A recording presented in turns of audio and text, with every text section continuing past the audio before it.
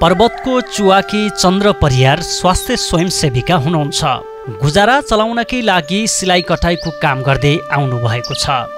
जीवन धान्न गरिरहेको पेसा उहाँका लागि जति प्यारो छ त्यति नै प्यारो छ स्वास्थ्य स्वयंसेविकाको भूमिका पनि। परिवारका सदस्यको रेखदेखदेखि गोठालो धन्दासम्मको काम आफैले गर्ने उहाँ बेला बेलामा स्वास्थ्य चेतना जगाउँदै गाउँमा डुल्नुहुन्छ। रुख बोलेला बोल निर्माया बचनको गाउनेको हुँदैन। गर्मी सुरु भएसँगै सरुवा रोग आउने भएकोले त्यस्ता रोगबाट गाउँलेहरूलाई सुरक्षित राख्न चन्द्र गाउँमा डुल्नुभयो अनि आफूले जानेका कुराहरू घर घरमा पुगेर सुनाउनुभयो। घरमा को हुनुहुन्छ भाउजू?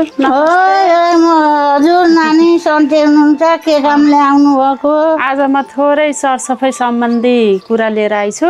गर्मी सिजनमा खानपिनमा ध्यान दिएन भने धेरै रोग लाग्न सक्छ।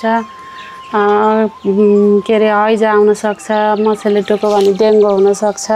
सरसफाइमा ध्यान दिनु, टोयलेट गएर आइसकेपछि साबुन पानीले हात धुने, घर वरिपरि सफा राख्ने, सानो नानी छन् नानीलाई पनि केयर गर्ने, सफा राख्ने।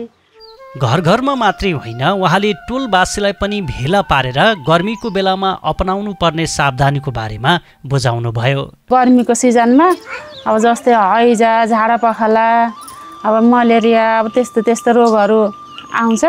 अब त्यसबाट हामी बच्नुपर्छ। सरसफाइमा ध्यान दिएर बासी खाना नि खाना हुन्न। हामी अब सरसफाइमा ध्यान दिन पर्यो। अब घर वरपर सफा राख्ने। अब यस्तो जाडोको मौसम सिद्धिएर गर्मीको मौसम सुरु हुन लागेको छ। वरपर भाँडाकुँडा सरसफाइ राख्ने। चर्पी गरेर आइसकेपछि साबुन पानीले हात धुने। बच्चा नानी बाबु सानो सानो छन्, साबुन पानीले हात धुन सिकाउने। अनि हामी फेरि अब सुगर सबै धरमला उपचार गर्न कता जाने? उपचार गर्न अब सामान्य रोग छ भने स्वास्थ्य संस्थामा जाने। अब ठुलै रोग लागेको छ भनेदेखि जिल्ला अस्पतालमा जाने।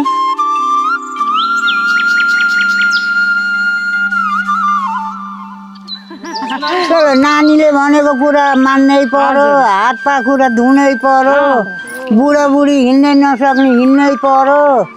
ल सबैजनाले ध्यान दिएर सुन्नु। सबैजनाले ध्यान दिएर सरुवा रोगबाट बच्ने तरिका स्वास्थ्य स्वयंसेविकालाई भेटेर वा स्वास्थ्य संस्थामा गएर जान्न सकिन्छ।